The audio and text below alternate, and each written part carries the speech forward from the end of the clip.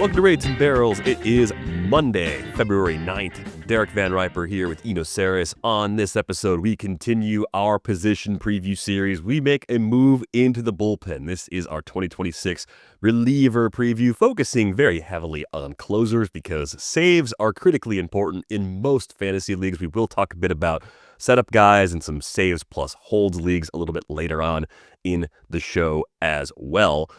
We are actually pleased to announce, too, we have our first listener league set up for 2026. We're launching a 2026 fantasy baseball league hosted on NFBC. It's free to enter, no purchase required, and it will run for the full MLB regular season. It is a skill-based contest using standard NFBC scoring. The top 3 overall finishers at the end of the season will win some merch vouchers to the official Rates and Barrels merch store. You must be 18 or older or otherwise eligible under NFBC rules. Void where prohibited. Full rules are linked in the show notes. It's really cool, because we're going to use the NFBC 50 style format. Those are 12-team leagues, 50-round slow drafts, and those are going to start Monday, February 16th, 1 o'clock Eastern. So big prizes in terms of vouchers for top 3 in the overall, and then we'll have some smaller prizes for individual league winners that are vouchers for either a free hat or a free t-shirt as well. So that we're all on the same page for people who've never done this format before, a quick little strategy update so that you know what you're doing. These have no free agency. So you're drafting all of your players for the year. I would recommend having at least 3 bodies and maybe I do 3 bodies, 4 eligibilities at every infield position. So consider like you have 3 second basemen and then maybe you have another guy who is multi and can be the 4th second baseman. You want to have that because at some point all your guys are going to be hurt. So how you divvy that up between prospects and, utility type players that are going to play but not be exciting, that's your strategy aspect. I would also say, and this is relevant to the rest of our episode, that closers in this sort of deal, you're just going to have to make a decision. I mean, they're going to go higher than you expect if you play other types of formats because a closer that's a closer that you know is a closer, there's not that many of them, and since we can't play the free agency waiver wire game and find closers later, those closers are going to go at a premium. So you're going to have that choice where you say, I'm not taking part in this. I'm going to find somebody in the mid-tiers that I think is actually going to last all year and just get enough saves. But I will say this, if you fully punt saves and you don't do any saves, it's going to be hard to win the overall. Because what we found when we did during COVID, we did this cool thing where you could draft the best team from players in history, and they have these rules like you only have one guy from 1 year. And you remember, what was that? What did we call Project GOAT. It was Pierre Biquet's awesome idea. And what we learned from that was very important to overalls, which is that a full punt where you get 0 in a category, it doesn't make you ineligible to win the overall, but it's pretty hard. But you can do soft punts because what ended up winning was a strategy that I think there was this one like reliever that had 10 wins and 20 saves. I think it was maybe Mike Marshall or somebody. It was somebody that had like crazy amounts of innings and he had like 20 saves and 10 wins. And so somebody used them as one of their starting ones. And those 20 saves brought them off of 0. And if you get off of 0 in an overall, you can win, right? Because there's off like 0 there'll be like 30 teams that have 0. And then if you can just have 1, all of a sudden you're out of those 30 teams and you're like up there. So, so I would say I wouldn't punt anything fully. And then otherwise you're just trying to fill your roster and you don't have any waiver wire pickups. So, some toggles are, do you have 3 or 4 catchers? I can see not going with a 4th catcher. I've done it a couple times because the 4th catcher in this league is going to be crappy, but at least it's a 12-team league. So, we're not going to be really in the dregs. So I think this will be a fun way to check out Draft and Hold if you've never done it. Plus, it's just a great way for all of us to play together and have an overall. It's difficult to give people the opportunity to play with other fans of Raids and Barrels and with us And so I think this is one of the ideal ways to do it, is we all play together. There is an overall, but we have these manageable 12-team leagues. Yeah, without the in-season maintenance other than setting a lineup. That's the key there. So obviously no trades and no pickups, but a lot of fun. Those drafts get underway next Monday. The link to sign up will be in the show description. We'll also put it in our Discord as well. So be sure to jump in there if that's something that you're interested in. You may have also noticed Rates and Barrels merch store appeared in that announcement too. That is still being built. So when that's officially open, we'll pass on information for that too. But it will be available by the end of the season since prizes are coming from that store. All right, on to the relievers. The way we've been handling this series, we look at the NFBC's ADP data, take a slice of the last 10 days or so, and look at where players are going, talk about whether or not it is a generally good idea to draft the players at or around those prices. Relievers, as you alluded to, especially in early drafts, get very inflated, but I think we're going to see pretty high prices as we move into later February and even eventually into March as well, because the bottom half of the closer pool is still pretty rocky. And I think people are getting more accustomed to overpaying for their closer to lock in some saves and then just catching some value back as a result of that. If enough people in the room push closers up, then everyone catches value coming back down anyway. It's just sort of the necessary way to build to compete for overalls. But you do have to sort of take this conversation with the necessary salt if you're playing in non-NFBC formats where closers will not get pushed up into round 2, round 3. That's not going to happen usually with top-end closers in a lot of other places. So the overall analysis still applies. Tier 1, guys going inside the top 50 overall for NFBC leagues: Mason Miller, Edwin Díaz, Jhoan Duran, Andrés Muñoz, and Cade Smith. 5 capital C closers in terms of elite skills, pretty firm holds on their respective roles. No real questions about job security in this group, understandably so. This is why they go as early as they do. We start with Mason Miller, a 44.4% K rate last year. I mean, that's just ridiculous. The blemish in 2025 was that he was surprisingly traded out of a closer role with the A's as part of that blockbuster deal to San Diego, but by all accounts, he should be the guy as the closer for the Padres because Robert Suarez, who was there when Mason Miller got there at the deadline last year, is gone. He went to Atlanta in free agency. Are you in agreement with the market that Mason Miller is the number 1 closer off the board if you're the one breaking the seal at this position? Yeah.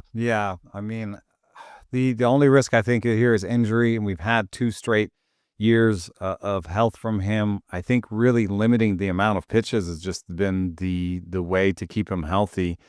I mean, in 2023, when he was starting, he had 6 starts. He threw 33 innings. He had 611 pitches. Last year, he threw 65. He threw 61 innings. So it seems like he would have thrown twice as much. Nope, he threw 900 pitches. So this is he's super efficient in a way that he just is super dominant. And these appearances have fewer pitches in them, and it's just been better for his body. The other risk that people have talked about with Mason Miller is that he'll become a starting pitcher, but he's said publicly, and I support him on this, is that he's found a way to make money in the league. He's going to be successful. Like, he's already making $4 million in arbitration this year. He needs to have some sort of contract extension in hand before he would consider switching over to starting pitching. So I think he's a closer for the foreseeable future and a dominant one, and I see paying up for him. I get it. 44% from K rate is just nuts. Yeah. I think it's a 1A versus 1B sort of question, though, with Edwin Díaz. If you want to take Díaz instead because you're more afraid of Mason Miller's injury history, I would not hold that against you at all. Díaz, of course, landed a fresh deal with the Dodgers while we were at the winter meetings in December. not much has changed for him from a skills perspective, still holding high 30s K rates, 38% to be exact in 2025. Walk rate still looks good. Velocity still holding up pretty well, although he spent 2 years now averaging 97 and change on the fastball instead of the 98s and 99s we saw for a 3-year stretch from 2020 to 2022. But all that is to say, Edwin Díaz still shows all the traits of an elite closer, and now he's on a team that's projected to be the league leader in regular season wins. I mean, you could say, the sky is falling. Last year was the worst velocity of his career, but then you also have to admit that he had a 38% K rate, 8% walk rate, and 97.4, velocity fastball, and looked pretty dominant and was rewarded with a healthy contract. So, there's teams that were all trying to give him money. So I'm in on Díaz at the top here. There's nothing I can say. I would say that it's a little bit interesting given that he had 38% the last 2 years. A stuff plus induced projection from Oopsie gives him a 34% strikeout rate projection versus a 39% for Miller. So there is a difference between the two. You are seeding something in terms of quality. In terms of ERA, too, Mason Miller, 2.06 projection, 2.6 from Edwin Díaz. So you're seeding something if you're taking Edwin Díaz over Mason Miller. I think it should be the other way around, probably. I mean, it's not like Edwin Díaz doesn't have injury risk himself. I mean, he's been a little bit healthier, and the only big injuries was really the knee in the WBC. But there's still some risk here for Edwin Díaz because he throws hard. Yeah, the fluky knee injury from the WBC, really the biggest blemish in terms of injuries for Edwin Díaz. We're not worried about an every other year sort of thing, kind of like we talked about Aaron Nola, are we? I mean, you look at the ups and downs of Edwin Díaz's career. That ACL cost him all of 2023, so the pattern got a little bit thrown off. But in terms of actual years he's out there, the ERA seems to jump into the mid-3s for some reason in every other year, and it's below 2 in the opposite year. I mean, this is not a thing, right? There's no reason to believe this is a thing. Yeah, I don't. You can't use like the postseason overwork as an excuse. You can't really look at he's not a guy that they've pushed into 70 innings pitched or anything. They're pretty careful with him. I guess sometimes the Mets have gone to back-to-backs at the very end of the season. Yeah, I think he just has a little bit of a wild hair up his nose when it comes to command. Even last year he had a 93 location plus.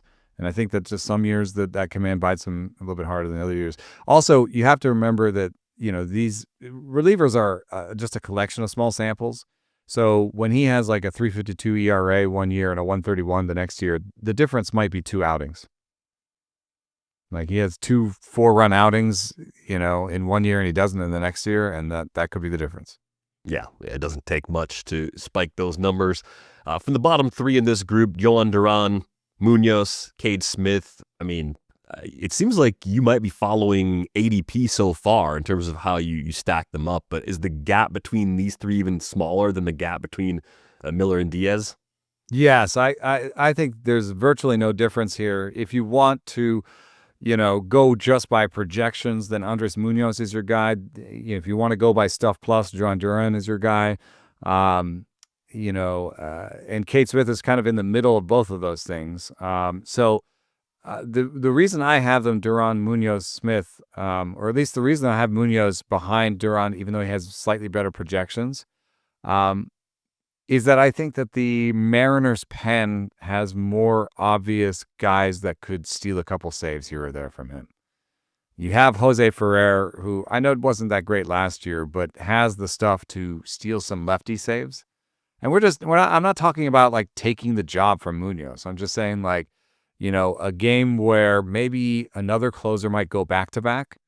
Mariners might be able to say, well, a bunch of lefties today, let's not go Muñoz back to back. And let's go Jose Ferrer, or let's do Matt Brash today. So I do think that there are slightly more options, and the Mariners have played some games with their closer role in the past. The Phillies had done some weird things, but when they got Duran, Duran was their closer with a capital C. And then the Guardians, as forward thinking as there are in so many other parts of the game, have just generally seemed to have anointed a closer. So I think all these guys are 30% strikeout rate guys with sub-3 ERAs in the primes of their careers, and for the most part, the capital C closers for their teams. Yeah, I mean, the way they used Muñoz last year in the regular season especially, he had 1 of 64 appearances that went for longer than 1 inning. It was way back in the middle of May, and he entered with runners on base just twice. I mean, they really use him in a pretty narrow sort of way. So I think you're right. It's more of like they won 3 games in a row and they don't want him to go back to back to back for a stretch. So they throw somebody else out there. But I don't have any concerns at all about Muñoz being a top 5 closer. And then with Smith, we saw him really thrive once he took over for Emmanuel Clase. I mean, he could just as easily push his way up a little higher in this group because he's got that K rate sitting around 35% now for his career over parts of 2 seasons in Cleveland.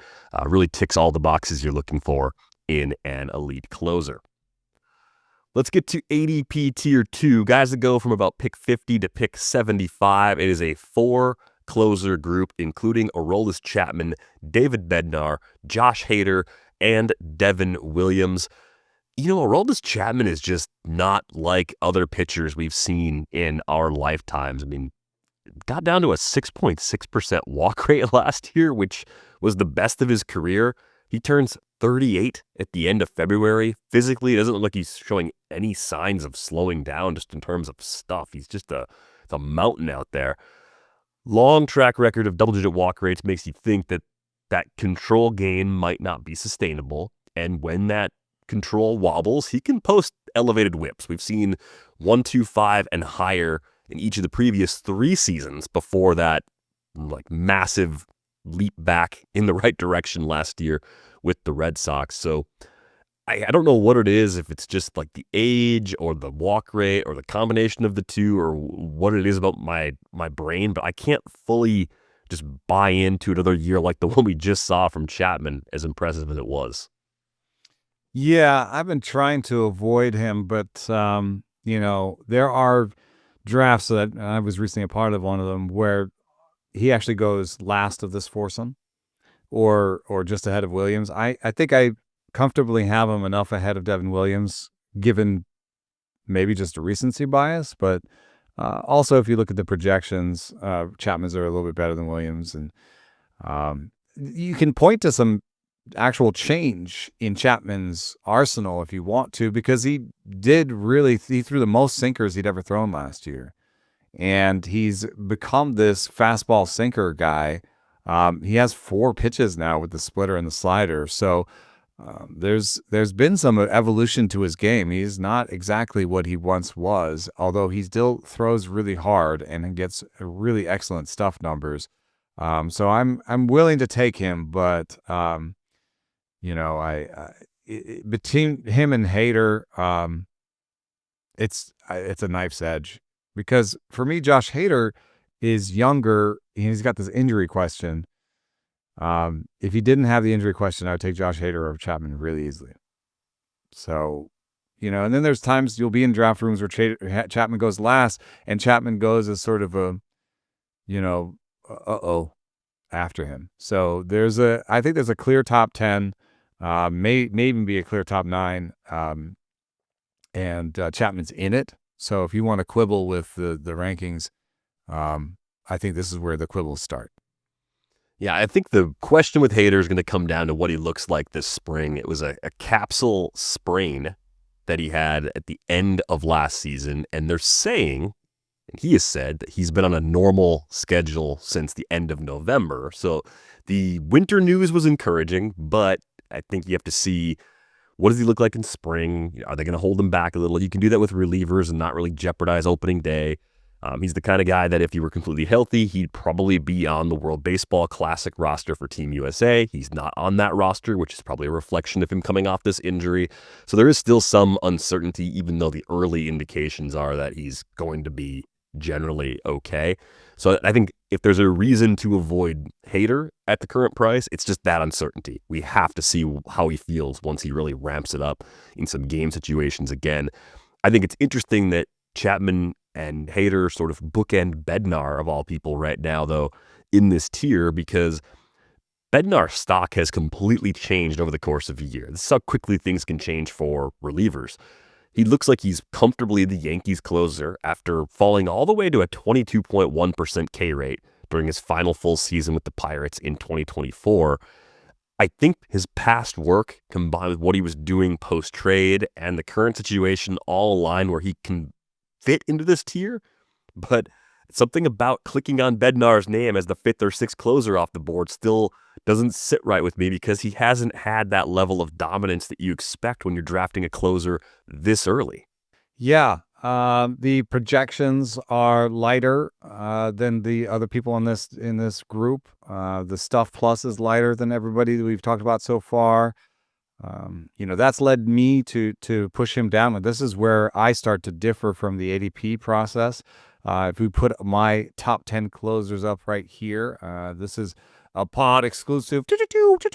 Pod exclusive. I don't think I'm going to publish these on the site, but I'll put them in the Discord. I already put them out there as a preview. You see David Bednar here has a 309 oopsie projection. That's the first, where I have him 9th. That's the first ERA projection over 3. He also has the second sub 30% strikeout rate projection. Well, that's by a hair, but yes, it still is. Also, the first sub 110 stuff plus. With the new stuff plus, David Bednar has an outstanding fastball. We know that about him. But the curveball is only slightly above average, the 107 stuff plus, and the splitter is 101 stuff plus. And I think when we saw the really bad year from Bednar, which that's got to be in your head. You got to remember that. The really bad year from Bednar was in 2024, as he explained it to me, he lost his curveball. So, even if the splitter and the curveball are not great, they do take pressure off his fastball, and they, when he's great, he does use all three so that they can't just cue in on the fastball. I don't think it's such a great fastball that he can just throw the fastball over and over again and not throw those other pitches. So he kind of needs those 3 pitches, and he's lost one of them before. So I just think that's relevant here. Also, these projections probably take into account the park. And I just think it's a very unforgiving park. So if he's going to, struggle a little bit with the curveball at some point, and then his fastball, they're all just, he's all fastball right now, and then they're in that park, even if it's righty on righty, you can see, taking that fastball the other way, into that short porch. So I think that there was enough in that bad 2020-24 to say, okay, this happened. Why did it happen? And can it happen again? And depending on how you answer those questions, this is going to change your rank of David Bednar. I think the other small difference, too, for me with Bednar compared to, say, Devin Williams is when you look at the strikeout rates, even in the pre-2024 window when Bednar was rising into that closer role for the Pirates and then took the job and successfully ran with it for a couple of years. 32.5, 32.9, 28.9% K rates. Very good, generally good, but not top tier level good either. So I think that's Devin the other Williams, part of it. Right, not Devin Williams. And I think then you have this interesting choice where you could say, hey, well, DVR, you're not comfortable with David Bednar's 2024, but why are you comfortable with Devin Williams' 2025s? Well, I think Devin Williams' 2025 scares me a lot less. I know it was a 4.79 ERA, but it was only a 1.13 whip. He still had 90 Ks in 62 innings. He didn't have a 22% strikeout rate like that Bednar did in his bad year. He had a 35% strikeout rate. Right, that bottom seemed to be a lot lower from Bednar. So when I look at this entire group of kind of I'm probably taking Williams first off the board because he's younger than Chapman. Yeah, I think the Mets giving him 3 for 51 is a pretty big vote of confidence. And I know they were kind of maybe flailing after losing Edwin Díaz to the Dodgers, but I don't know. The airbender's still there. The velo's still holding in the 94 range for Williams, and it's a little less important for him because of how often he can throw that changeup. So, again, it's also a great park change for him. He's going in the right direction for the park change. Yeah, everybody here has something that gives you something to think twice about, and I guess that something to think twice about worries me the least with Devin Williams, at least at this point in time. Yeah, I think that between Chapman, Hader, and Williams, it's a knife's edge, and I don't know how you make that decision. I mean, you make that on your own terms. I think I've even made the decision differently in different drafts. It's just like, okay, this is going to be a Chapman draft or it's going to be a Hader draft. I end up getting these guys a lot of times because I don't want to take a second round closer in draft and hold so far. And so I hope I'm choosing correctly, but for me, they're all comfortably ahead of Bednar. So a lot of times we talk about closers being, in a circle of trust. That there's 9 we've talked about so far that go within the top 75 picks or so. 5 is the tight circle of trust. Yeah, there's the inner circle and the outer circle. Yeah. And I think there is a clear difference between that first group and the second group this year. And sometimes it's a little more blurry where you can find a couple guys that go in the second tier that genuinely belong in the first one. This year seems to be kind of different in that regard. But I do see a pretty clear drop before you get to the ADP tier 3. This group goes between pick 90 and pick 130, and we kind of stretch out the group because closers tend to go off the board in runs. People have that sort of panic. The closers are going. I got to get one now. So what could be a 130 ADP can be a pick 105 or pick 110 pick, depending on who's sitting at the table on any given day. This group includes Carlos Estévez, Ryan Helsley, Raisel Iglesias, Emilio Pagán, Jeff Hoffman, and Pete Fairbanks. I feel like there's almost a reaction that happens if you say the name of prominent relievers that most of us have, where we either feel good, like, hey, game's over, or we have a, ooh, is the game really over kind of vibe about them. And it's weird to see, I think, maybe 3 guys in this group that have that sort of, is this really, is the game really over sort of question? I have like maybe 2 guys I want out of this. This is like a tier that I don't want to shop in at all. Well, this is sort of the tier that I feel like forces your decision making when you do your prep to say, I don't want to live here. So I either have to make a plan to shop ahead of this, or I have to feel really, really good about what I'm going to do after this group, right? Like this is why I think people are making those hard decisions the way they are. Yeah, and you mentioned something about like when the room pushes closers up, some guys will fall that, would normally be second or third round bats anyway. The name I thought of was Austin Riley. He's kind of going in the 4th and 5th. And I just feel like if we weren't pushing up all those closers, like when we get to later drafts, he'll just be in the 4th and the 3rd, and like, it'll make more sense. So you can play some mental games where you're like, I'm going to take Edwin Díaz here and Austin Riley in the 5th. And it'll kind of be like Austin Riley is my second round or whatever, that's the kind of mental games you can play with. If you do, load up on bats and you find yourself in this tier, I'm taking Ryan Helsley. You might have noticed that because he's in my top 10. And so I have him comfortably ahead of Carlos Estévez. In fact, I don't even have Carlos Estévez in my next 10. I have Carlos Estévez in my bottom 5. And so I don't think there's a bigger difference between where I have a guy ranked and ADP than Carlos Estévez. And I just, when I see a projection of a 4.64 from Oopsie with a 20% strikeout rate, and you can't even say, oh, that's crazy. No, all of the projections are 20 and 21%. And it's not like he's like this crazy cutter guyer that has had low strikeout rates and low BABIPs his whole life. Like, that's not who he's been. And he used to be a comfortably above strikeout rate guy, and now he's below. So now the fences are coming in. I don't even see the argument for Carlos Estévez at this ADP. Like, I don't think I've seen a more clear or bad pick by the market. I feel like I'm taking crazy pills when I see Ryan Helsley goes behind him. And I know that Ryan Helsley had a bad year, but there was better underlying stuff. We're talking about a guy in Ryan Helsley that, there was pitch tipping going on. There was a bad command year. You have underlying stuff that was better than Carlos Estévez with a 25% strikeout rate, 10% walk rate. He's throwing 99 for God's sakes. I think that Helsley's a much better bet to have a good season this year than Carlos Estévez. So that's an easy one for me right there. Same. I'm not sure who out there is piling up all the Carlos Estévez shares inside the top 100 or near that pick 100 range, but it's not me. It's year 2 in Kansas City on a 2-year deal. I mean, a 20% K rate is just so far from what you need and want from a high leverage reliever. He's going to have to bounce back to previous levels to have any chance of holding the job from start to finish all year. Glad you mentioned the park change too. That could also start to bite him given the extreme fly ball tendencies that he has.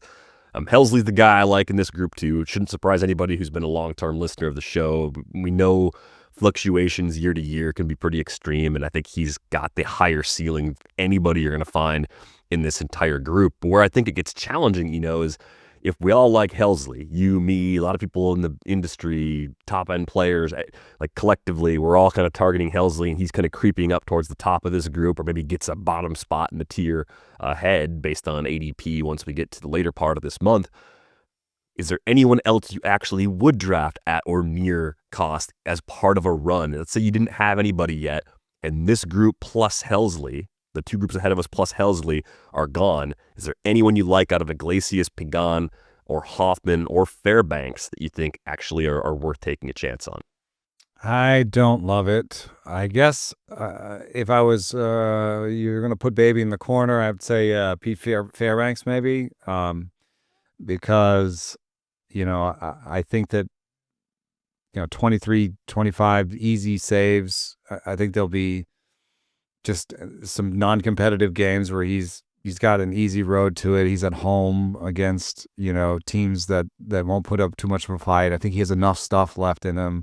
And it's just really, for me, a question of injury almost more than anything. I know the stuff has fallen off for Pete Fairbanks, and I know he doesn't really quite have the same projections anymore. But a 3.4 ERA projection, 25% strikeout rate is clearly the best in that pen. I don't think he's going to get a lot of, push from the pen around him if he's healthy. And I think there'll be some easy saves for him. So I guess if anybody, I would just keep waiting. And I think that also, it's easy if you're saying, oh, we'll draft these guys or Fairbanks. And if you don't get Fairbanks, you might get, one of the next tier. That's easier for me to play that game where I'm like, okay, I'm just going to wait now. That's what I would do, because when I look at Raisel Iglesias, like, obviously I've been wrong about him the last couple of years because I've been out and I've missed, 63 saves in 2 years with a 2-something ERA and a 27% strikeout rate. He's been pretty vintage. And so I've been wrong, but this year he has a 3.65 ERA projection.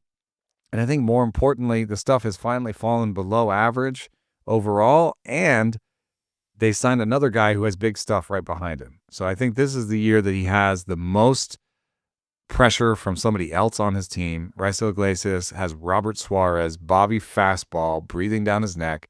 Bobby fastball is going to throw 4 or 5 miles an hour harder than him. And if Iglesias falters, I think there's just a built-in release valve. And they may be saying that Raisel Iglesias is a closer to start the year, but I would put him on one of the hottest seats out there, along with Estévez and I think Pagán too. Yeah, I think instead of Fairbanks, I'd actually go Hoffman if you made me choose one from the bottom of this group. Is the hope that like something was wrong last year physically and maybe he fixed it? Maybe the because fixes that. The command was pretty brutal. I think it was a 92 location plus. I think we saw it in terms of homers, and it wasn't just the untimely one that he served up to Miguel Rojas in the World Series. It was just all season homers could bite him. And he still had a 29% strikeout rate on the season, Jeff Hoffman did. So yeah, like the core skills and the stuff look pretty close to good versions of Hoffman that we've seen. So that's to me like enough to say maybe we get something a little bit better from him in sort of the Devin Williams-y kind of way. But even Williams didn't have his home run rate go through the roof the way Hoffman did a season ago. And you could make a sort of Raisel Iglesias type argument for Emilio Pagán in that like we've called his decline too many times, and he's been pretty steady. But I would point out that like he's 34 years old, and last year he arrested a clear decline in his fastball velocity and stuff. And I just don't know if I trust that, like I think he'll go back to being more of a 94.5 guy next year in terms of fastball velocity. And I think with that, you'll just have a slightly more home run rate, a slightly lower strikeout rate. And I think that in that park might put him on edge quicker than you think. Not enough has changed for me in that Reds bullpen, though, to feel like he's going to lose the job quickly. It would take a series of meltdowns for him to cough it up. I feel like he's a little more of a second half job loser. Yeah, I mean that I think that's a good call. I mean, I do like Graham Ashcraft, and I think if Ashcraft can just squeeze a few more Ks out of that. I know he has a great cutter, and that's part of why he's good, and that's not always going to lead to Ks. But I think if he could squeeze a couple more Ks out of that, there still is a closer arm in Graham Ashcraft. But the other thing that Pagán can do that is, not usual is he could hold his job and not be helpful to your ratios. Like, what if he holds his job and gets you 25 saves, but it comes with like a 4.2 ERA? Like, do you want that? Like, how much is that actually worth? If it's like 20 saves, it's okay, not great. If he still finds a way to 30, then you might be fine, depending on what you do with the rest of your staff, right? I mean, like it's a huge difference, actually, because saves end up so clustered together in so many leagues. But I have no Pagán so far, and I'd be surprised if I drafted 10 teams. If I have them on more than one this year, I'd be pretty surprised. This is a group that I'm largely trying to avoid. We can actually maybe answer this question using another guy in this tier. So last year, Jeff Hoffman had 33 saves and a 4.37 ERA. So he was not helping you with ERA. So if we go to the auction calculator, and it actually doesn't matter too much what settings I use, because I'm just going to look at him against other relievers. And we look at relievers, and we look at Hoffman. And, this is not good for the Pagán argument, I think. I'm not seeing him, so I have to go to infinity here. Hoffman, there he is, 18th best reliever. Yeah, okay. It's good enough because it helped you in that category, right? So if you drafted starting pitchers that were good, that keep the ratios good enough, then you're going to be all right. It's just, you have to have some other stuff go right to make that pick work if it's going to go that way. I think it easily could push your staff ERA in the wrong direction with starters already, putting up higher ERAs. You want like a 4.2 ERA from a reliever is like, oops. Well, now, I'm trying to get that from my like sixth best starting pitcher. Suboptimal, to say the least. Let's move down to ADP tier number 4. This is from about pick 130 to 190.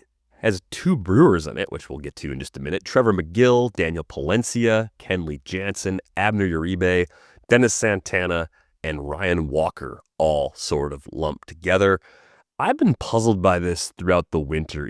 Trevor Megill had a forearm strain at the end of the year, which he did return from and pitch a little bit in the playoffs.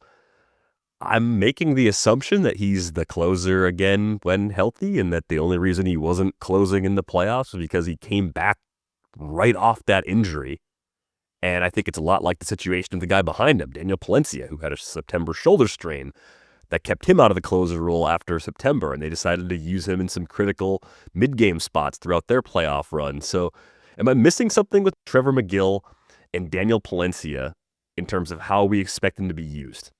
Well, a couple things that I would just point out is one is that Daniel Palencia, I don't think has anybody pushing him like Trevor Megill does with Abner Uribe. So just in your example, there's not 2 Cubs closers in this tier. So already that should tell you not to maybe invest this heavily in Megill and Abner Uribe, because they're going too close to each other. There's going to be a clear winner and a clear loser, and it's too much of a 50-50 proposition for where you're taking this. I think this maybe as an artifact of some of the shallower leagues taking these shots. I would feel, or I guess in a draft and hold, you say, hey, I'm going to take Abner Uribe, and either he'll get 5 or 10 saves and just be a guy I can put in for ratios because he's a really good pitcher anyway, or I win and he gets 30 saves.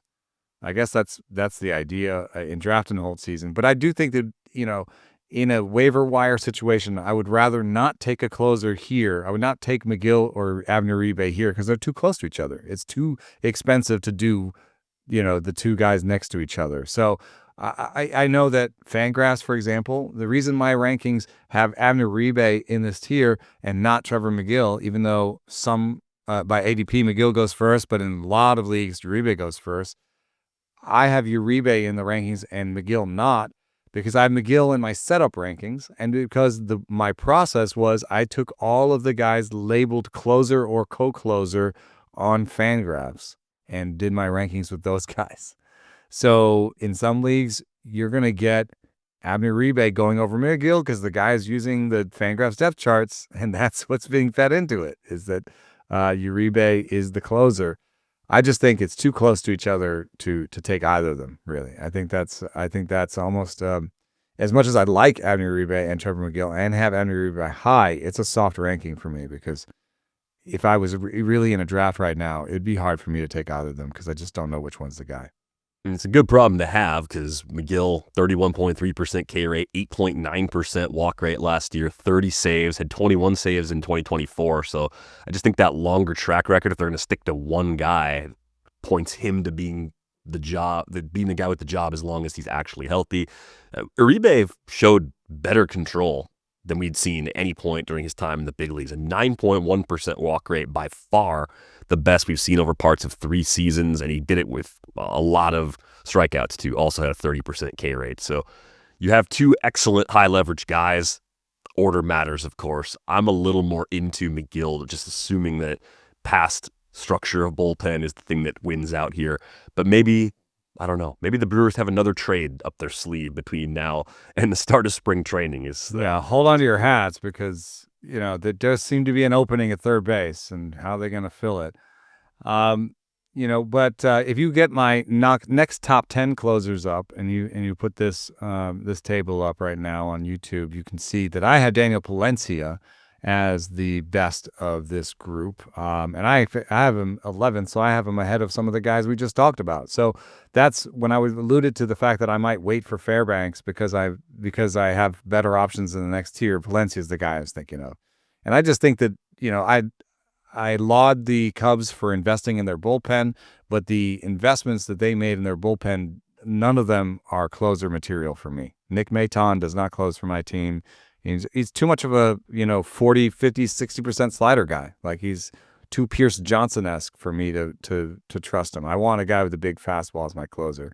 And I think that the Palencia situation in the playoffs was a little bit more just about things changed in the playoffs, and you're just like, this is the time that we need to get this. I mean, they were in such a short series that they're like, there's no tomorrow, there's no wait, there's this, we need to get this guy out right now. We need to get Manny Machado out right now, because the base is loaded, and if he does anything, we're done. So I think Palencia is a fine closer, and I'll take him if I'm waiting. I might try to double up on Fairbanks and Palencia if I waited that long, because I've hopefully got a bunch of bats for my troubles. And I like him better than the veterans that are in this tier that we'll get to talk about in a second. Well, yeah, Kenley Jansen goes in this tier, 24 saves away from 500. He's been named the favorite to close by manager A.J. Hinch. I mean, I think when you look at the last 3 seasons, you see 29, 27, 29. We've talked for a few seasons now about the late season wobbles we see from Kenley Jansen, where we're always asking, is he still the closer going into the playoffs? And last year was a non-issue because he was with the Angels, so the playoffs were not a factor. But I think if you're looking for 20 to 25 saves, probably 24. I think 24 seems like a pretty good number to expect if he's healthy. It looks like the Tigers are going to give him every opportunity for that. And then we're coming off a season, even though he was 37 years old, where the ratios were phenomenal. He got the whip below 1 for the first time since 2018 during his lone season with the Angels. Yeah, and he's been such a steady guy. He's also expanded his arsenal some. He's not just a cutter guy, but the strikeout rate has been in a full-on decline. And even Oopsie, which uses Stuff Plus, and he still had a 114 Stuff Plus last year by the revised number. Oopsie still gives Kenley Jansen a 24% strikeout rate, so he's not helping you in strikeouts. The 3.96 projected ERA is not helping you there. So I mean, it's oatmeal-y. I think Kenley Jansen as a second closer, I could actually get behind, because now you're not comparing him to guys who have 2 ERAs and 3 zeros. You're comparing him to Emilio Pagán, who has a 3.75 ERA. I think I'd rather have Kenley Jansen, who has a 3.96 projected ERA with the extra drop, with the extra picks, because Jansen's going after Pagán. So, could I do something where I do Fairbanks and Kenley Jansen and just pay a lot less than everybody else?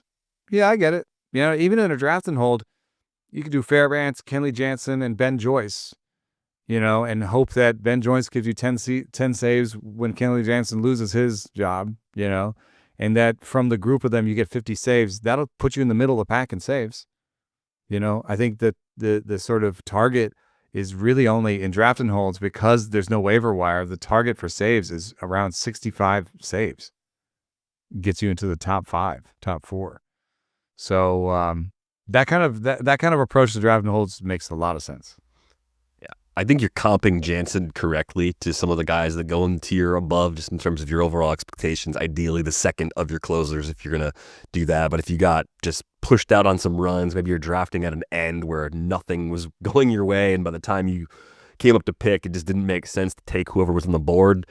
Jansen as your first would be okay if you took a couple of good shots from the group we get to here in just a couple of minutes. And in a waiver wire league, Jansen makes even more sense, right? Like in a waiver wire league, you're like, okay, I take Jansen, I take 2 setup guys, I drop the setup guys if it doesn't work out, and I work the wire and I get my second closer that way.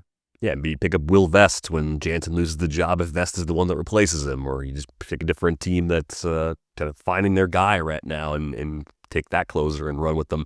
But I think the 2 at the bottom, Dennis Santana and Ryan Walker, are really hard for me to get behind. I think Dennis Santana has spent parts of 8 seasons in the big leagues. He's never posted a strikeout rate above 25%. They brought in Gregory Soto. They've got Mason Montgomery as part of that trade with the Rays. So you have 2 guys now that I think have more intriguing skills that are new to the fray, plus holdovers that maybe don't hold the spots as starters that could enter the mix at some point. It's just, it seems like a very, very loose hold on the job for a guy that filled in capably as the closer a year ago. Yeah, I see a little difference between the 2, and I have Ryan Walker comfortably ahead of Dennis Santana. You can see that in my next top 10 closers. My next 10, I have Ryan Walker 19th, and I don't have Dennis Santana in my top 21. So, I think that that reflects the fact that I think that Dennis Santana has a lot more, like you mentioned, like there's a lot more competition for his role. And if you look at this this next slide that I've got, the top 10 setup guys, you see Trevor Megill at the top. I explained why. It's that Fangraphs has him as a setup guy. So, yeah, if he's a setup guy, I love him. He's number 1. And then Grant Taylor has just a bonkers projection. The New Stuff Plus loves him. 2.80 ERA, 30% strikeout rate. I think it'd be pretty easy for him to just take that role and run with it, unless they keep the door open with the multi-inning. I know that's what they're doing. So I could say that Gregory Soto is actually the top setup guy that I like in terms of, likely to get saves this year. 3.36 ERA projection is better than Santana's. 25% strikeout rate. The stuff is better than Santana's. I think I could say Soto taking it. And then I love Montgomery too. So he's one of my favorite 47th round picks in draft and holds. I'm doing a lot of Montgomery there. But you'll see Will Vest is on this top 10 setup list. Louis Varland, just in case Hoffman isn't right this year. Mason Montgomery's on here. Ben Joyce, Kevin Ginkel, because that bullpen is terrible, and Cade Stroud, because that bullpen is terrible. The Arizona Diamondbacks, and then Julian Fernandez ending it up because that bullpen is terrible. So there's some guys with some interesting stuff and some interesting projections in bad bullpens that also get into my top 10. But why is there Ryan Walker safely ahead? I don't have a giant in my top 10 setup guys. If you look at the projections, the oopsie projections for guys who get saves on the Giants, there's Joel Peguero with 4 ERA. Why do I not think he's a great choice above Ryan Walker? Because Joel Peguero has the same arsenal as Ryan Walker. It's just not as good. He's a big slider, sinker slider guy. And that's a little bit awkward to have as a righty sinker slider guy as your closer.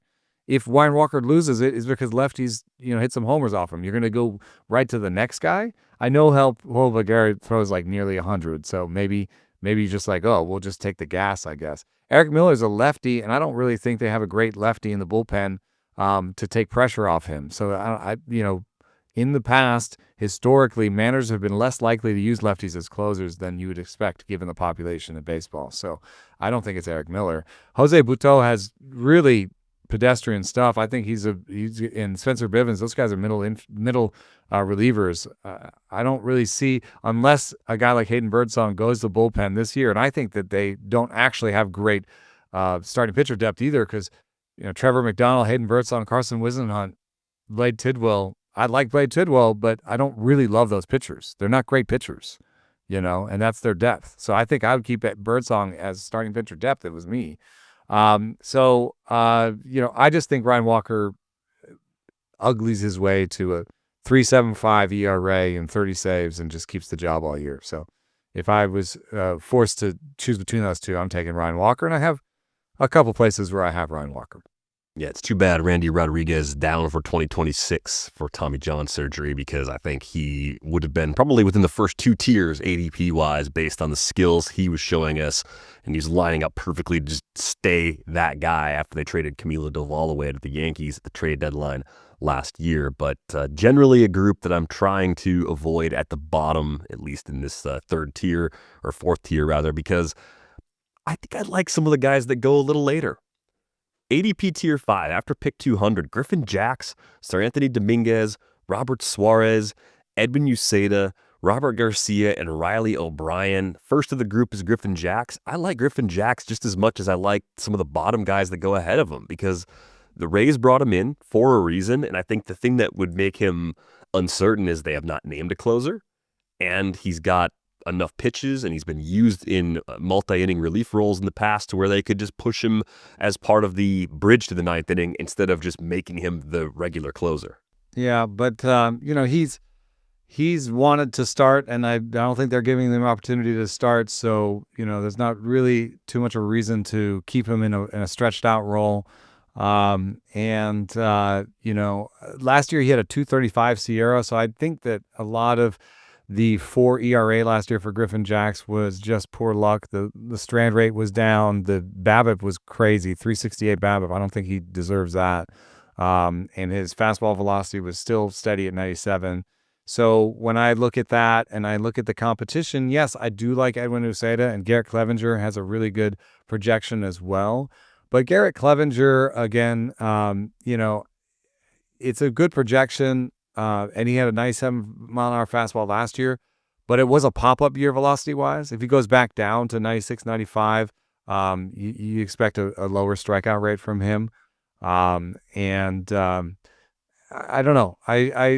Just in terms of projections, you have Jax with a 2.45 oopsie ERA projection. That's almost a full run lower than Uceda and Brian Baker. And Clevenger obviously is puts some pressure on him, but I could see them just running with it. And it is a little bit hard when you get a guy like Jax versus Walker was a really hard rank for me, because Jax clearly has the better projection for strikeout rate and ERA, but he also is clearly in a better bullpen.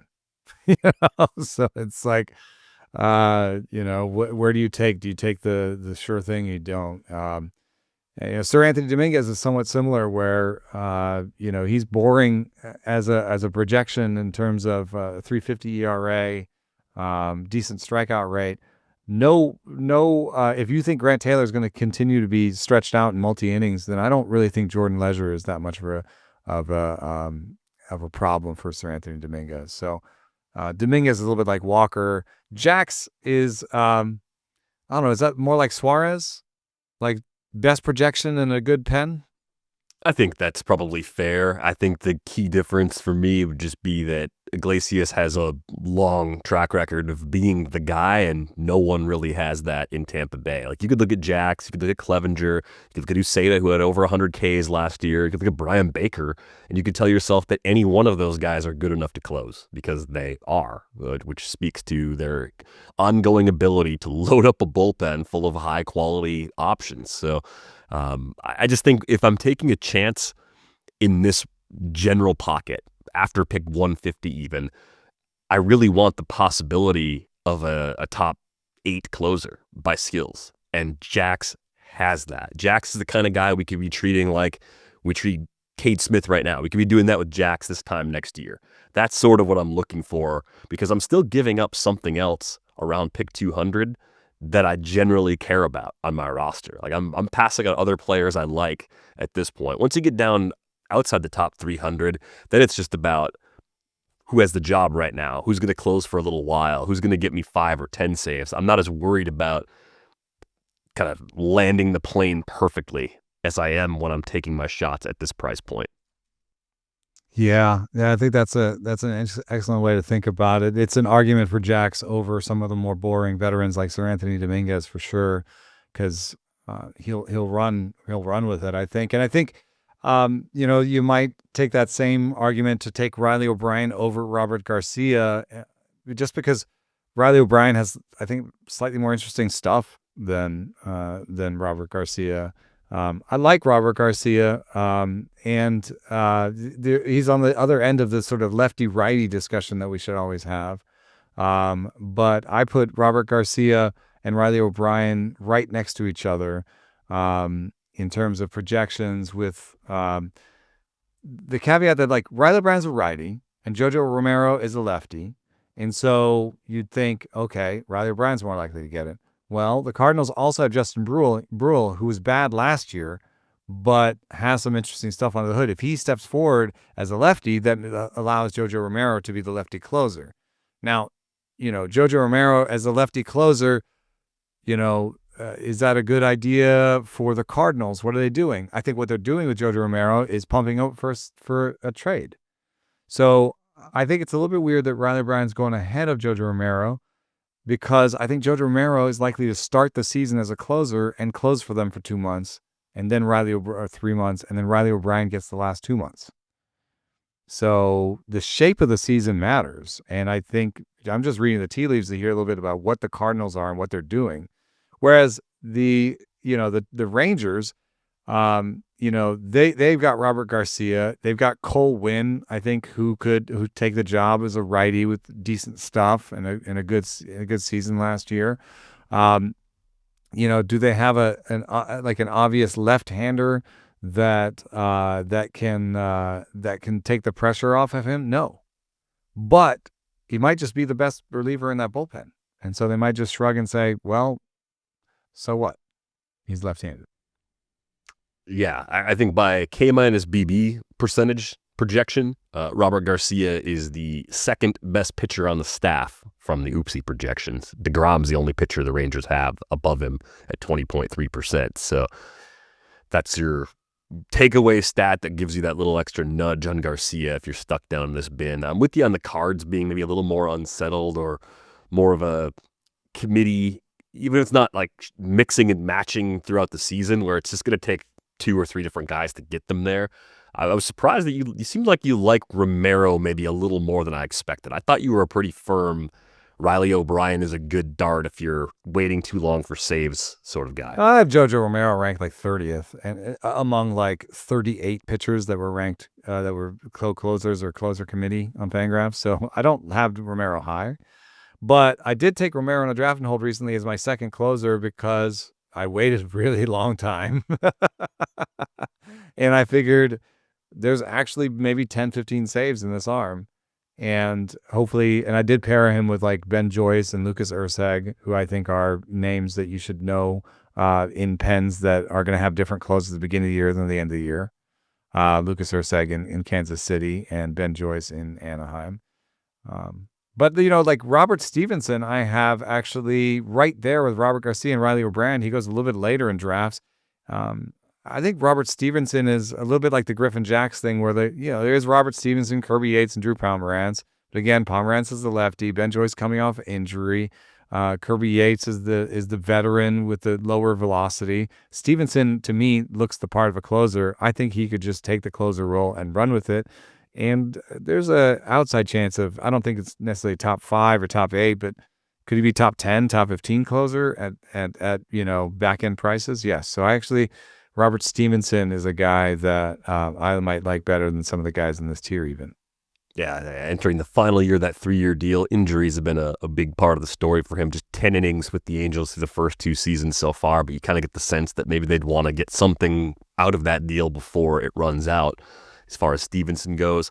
I mean, there's 5 teams that I think are completely unsettled. 6 if you want to count the Cardinals as part of that. 7 if you're lumping the Rays in as well. But the A's, the Angels, the Nats, the D-backs, and the Rockies, they do not have closers being drafted inside the top 300 overall right now. You already mentioned the Angels situation with Stevenson. Is there anyone else that you kind of think from any of those 4 teams that makes sense as in a league where you have moves especially, makes sense as one of maybe your bench relievers to throw the dart on right now? There's a little bit of a whiff. I think Robert Stevenson is easily my answer. But beyond that, I think there's a little bit of a whiff of maybe just avoid these bullpens. I'm a little worried that it's just going to be bad. I mean, when you're talking about Sacramento and the Athletics, Hogan Harris right now, Oopsie's given him the most saves, 10, with a 4.58 ERA projection and a below average strikeout rate. So I can say, well, I like Justin Sterner better than Hogan Harris. Justin Sterner, throws 94, had a 109 stuff plus, has a really good slider. He had a 318 in Sacramento last year. So, I think he can do better than Hogan Harris. And so if you're asking me, my favorite other than Robert Stevenson, I think it might be Justin Sterner, even though I'm tempted to, especially in 12-team leagues, just avoid the whole situation entirely. I think with some of these situations, like the A's, they have some young pitching coming up. Maybe someone gets shifted into a relief role just because they want big league innings from someone that doesn't make the rotation. So for me, I'm like, man, Jack Perkins, I think he's good enough to start, but if he doesn't have a spot because of the way the roster works on opening day, could they just say, do the closer? We want you on the big league roster. You make our team better. Their bullpen's so bad that their next best starters could be much more valuable to them in short relief than staying stretched out at AAA. Yeah, and I think that's the idea a little bit with Clayton Beeter in Washington, is a recent convert from starting, and he's really taken off velo wise, not command wise. 86 location plus for him last year with a 17% walk rate. So he's going to have to take a little step forward in that department. And it's not something that is recent. He had a 30 present, 30 future command by Fangraphs back when he was a prospect. So it may be a limiting factor. That's why I've taken a few shares of Julian Fernandez, and that's why he's stuck into my top 10 setup guys, because Julian Fernandez, though he is 30 and has a career 8.49 ERA in 11 innings, I don't care about all that. When it comes to relievers, I care about stuff plus and things of that nature. And he's got a really nasty changeup and throws 97 miles an hour. So I think there's a little bit of a chance that he does something. And in Arizona, am I crazy to think it's Cade Stroud? What I will say is this. I found that very, very few saves come from true rookies. So remember last year we were all Craig Yohoing? We were for draft and holds just in case something happened to Megill, and it was because Uribe was coming off an injury and hadn't shown a good enough walk rate yet to clear. I'm not making fun of us retroactively. I think we were looking for relievers like we do. He was in the Mason Montgomery vein, like a young, interesting pitcher that could close. But what I did find when I looked into it was that people who've never pitched in the big leagues very rarely get saves. There's usually at least a 1-year break-in period, which is why I'm happy to say that Cade Stroud last year had 26 innings with the Baltimore Orioles, showed amazing breaking balls and a really good fastball, really good stuff plus, really bad location plus, but 96 miles an hour with really great stuff, can really spin it. I mean, is there anybody in that Diamondbacks pen that you're excited about otherwise? Unless it's hope for the return of Puck or Martinez at a certain point this year, Justin Martinez. Ryan Thompson is a side armor. Sal Frank throws 90. He was my last closer out of 38. Ginkel is okay, but Cade Stroud's the guy that I think could wow everybody in the spring and say, okay, he's our closer. I think Dre Jameson's been interesting to me, going back to his time as a prospect. I know he threw 3 innings last year in the big leagues coming off injury. So you're going to see a 68 location plus on that chart. It's 3 innings, so let's not make that the story in this instance because it's 3 innings coming off an injury, right? So it doesn't tell us a lot. But it wasn't a problem before. Yeah, it wasn't that bad before. And I mean, he was stretched out as a starter. And I think the other thing you got to keep in mind when you look back through D-backs pitching numbers, we've talked about this for years. Amarillo and Reno, AA and AAA affiliates for them are some of the most hitter-friendly places that you can pitch. So you get some bloated ratios along the way. I actually think Dre Jameson would be sort of like the internal candidate, guy that's been through injuries, actually has maybe some reward him stuff for the work, you know. Yeah, that could rise to the top of that depth chart. I mean, because otherwise you're going back to a Ginkel or someone that's done it kind of occasionally in the past, but hasn't really thrived in that opportunity. And man, we've said it a few times, that Arizona pitching staff, there is a lot of uncertainty, a lot of weight on that group coming through and exceeding expectations if they're going to hang around and try and push for a playoff spot again this year.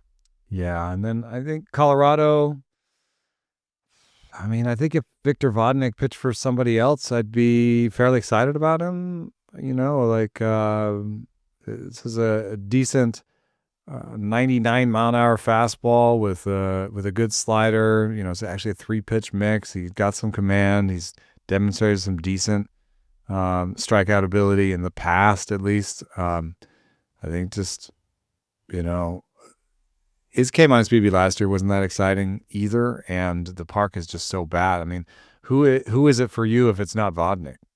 And is that person worth even picking up as a speculative pick? I don't think there's anyone worth that speculative pick right now when I look at not Halverson. If there is someone, it's Halverson, because he also throws really hard. It has filthy stuff, but it's the same kind of scouting report you gave on Vodnik. It's kind of like, I need to see outside of Colorado with some other team before I'm interested. Maybe Jaden Hill. Seen Jaden Hill before. I think he's kind of interesting, but the Rockies have such an uphill battle for closers to break through and be good that it still looks like a bit of a mess there. So I'm not drafting anyone in that bullpen. There was one team, I don't know if I listed them off, but they're definitely in this bucket. Minnesota is also in here right now. And, you know, recently they've had great bullpens, and they traded Duran at the trade deadline, traded Griffin Jacks, just kind of tore it down, right, in that facet. And Taylor Rogers is back in Minnesota. Justin Topa's still there. Cody Funderburk's there.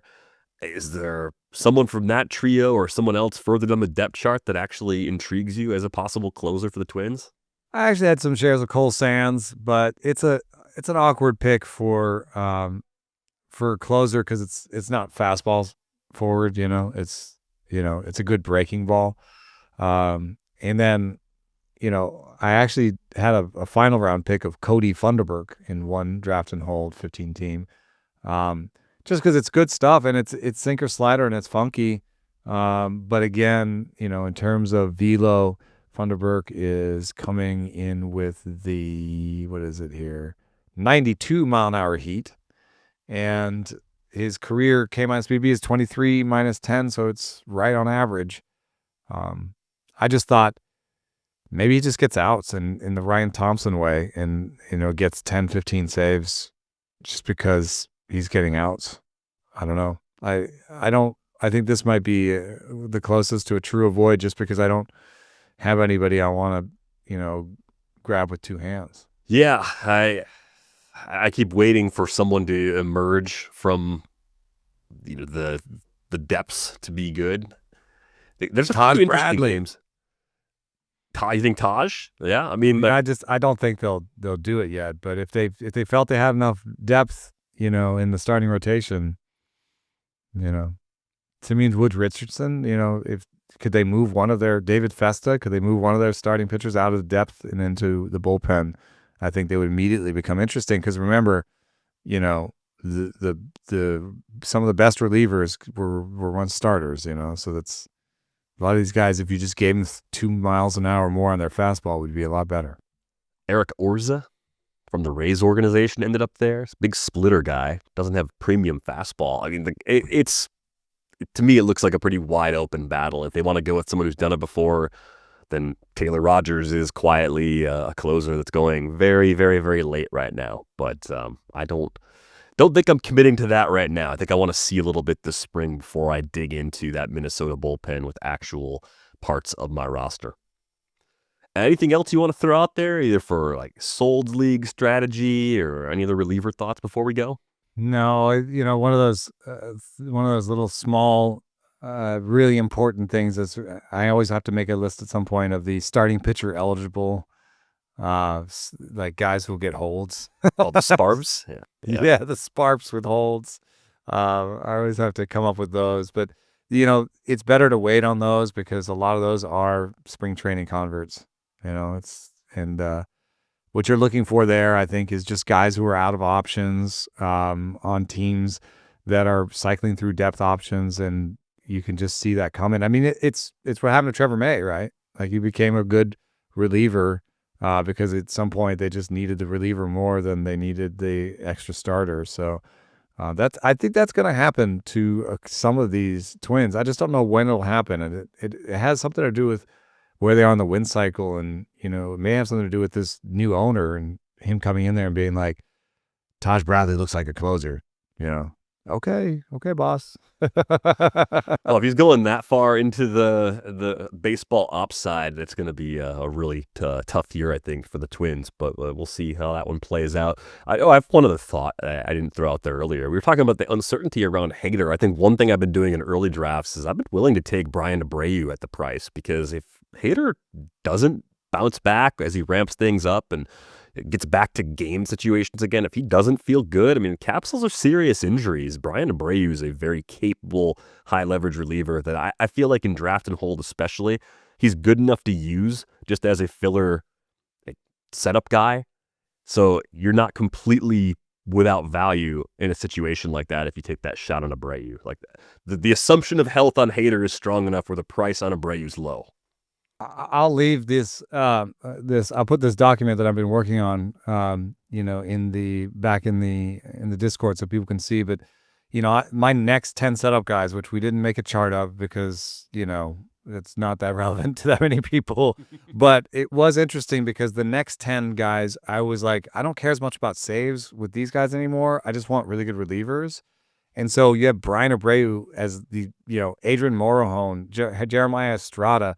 Like, those guys might have sub-3 ERAs with 30% strikeout rates. Like, maybe just take one of those. That's something I was saying in draft and hold too. Is I kind of, at the end, kind of alternate between, here's a guy that I'm taking because he might get saves. Here's a guy I'm just taking for, like, I could use him as a ratio guy, just as a stopgap guy. So I might, Julian Fernandez, a guy that I might just take for ratios. I think Orion Kerkering is a guy I've been taking in like the 46th round because I think he'll pitch well. I don't know that he'll get many saves, but I think he'll pitch well. Alex Vesia is a guy you can take late for those.